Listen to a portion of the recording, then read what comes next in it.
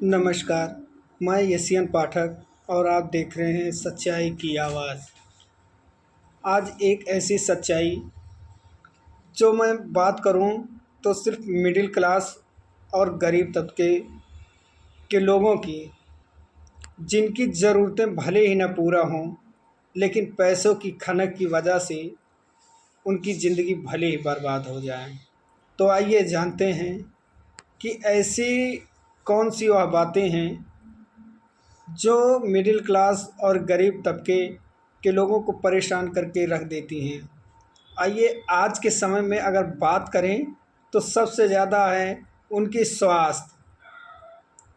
आज लोगों की स्वास्थ्य की बात करें तो ऐसा कोई घर नहीं जिसके घर में किसी की तबीयत ना खराब हो, लेकिन पैसे कमाने की होड़ में अगर वो किसी सरकारी हॉस्पिटल में जाता है तो दवाएं तो जो रहती हैं वो मिल जाती हैं, लेकिन बाहर से दवाएं भी लिख दी जाती हैं। और इंसान करे भी तो क्या करे।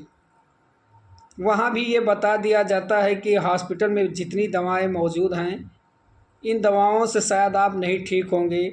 आप कहिए तो मैं पेटेंट दवाएं लिख दूं जो आपको बाहर जाके ही मिलेगी।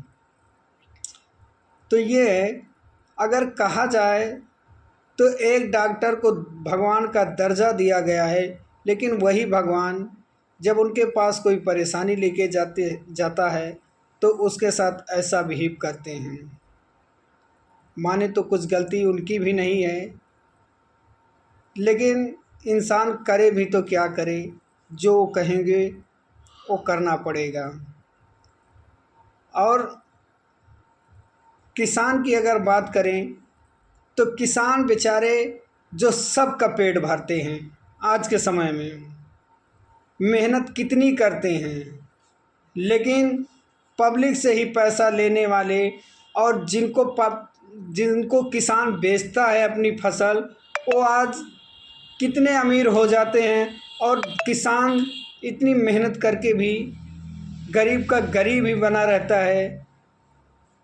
अगर नेताओं की बात करें तो एक नेता अगर 5 साल विधायक बन जाए, सांसद बन जाए तो कई गाड़ियों की काफ़िले से चलने लगता है। वहीं किसान 5 साल नहीं, पूरी ज़िंदगी मेहनत करके एक 4 व्हीलर गाड़ी जल्दी से नहीं ले पाता, वो चाहे जितना बड़ा किसान क्यों ना हो।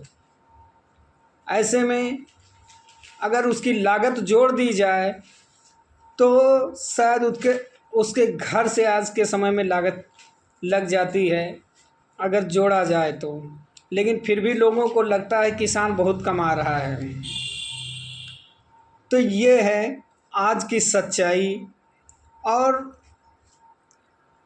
अगर और भी ज़रूरतें पड़ जाएं, लोगों को देखा जाता है कि अपने घर की रोजी रोटी चलाने के लिए कोई गाड़ी ले ले, कोई कमाने का साधन बना ले, तो उनके ऊपर इतना टैक्स लाद दिया जाता है कि वो शायद नहीं दे पाते हैं। अगर आज की बात करें तो पैसे कमाने और कंपटीशन के ज़माने में एक लोडिंग गाड़ी की मैं बात करूं तो बेगर ओवरलोड हुए कोई भाड़ा नहीं दे पाता। वो सोचता है कि मैं इतना पैसा दे रहा हूं तो मेरा माल इतना नहीं जा पाता।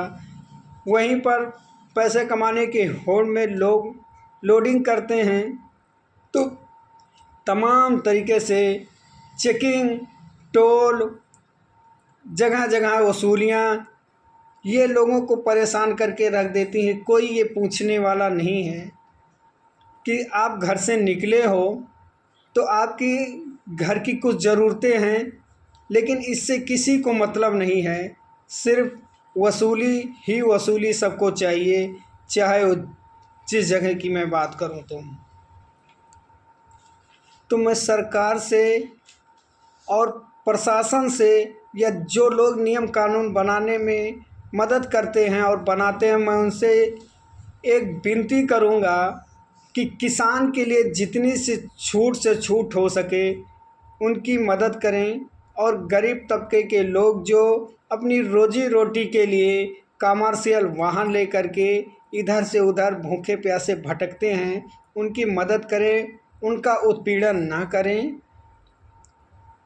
ये शायद आपको जब ये अच्छी तरीके से बन जाएंगे तो ये आपको सिर्फ आशीष देंगे, आपको दुआएं देंगे। इनको परेशान न किया जाए, जहाँ तक इनकी मदद हो सके मदद करें। जितनी भी अवैध वसूलियाँ हैं इनको बंद करा दिया जाए, और किसानों के लिए जितनी दवाएं या आते इसमें काफ़ी सब्सिडी दी जाए, ताकि किसान आगे निकल सके। जो पूरे देश का पेट भरता है, कम से कम उसकी भी कुछ खुशियाँ पूरा हो सकें, उसके भी कुछ अरमान हैं वो भी पूरा हो सकें।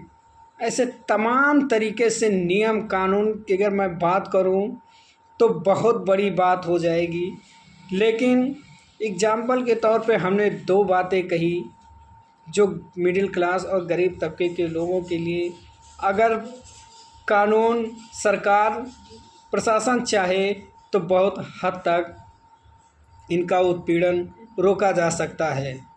नमस्कार।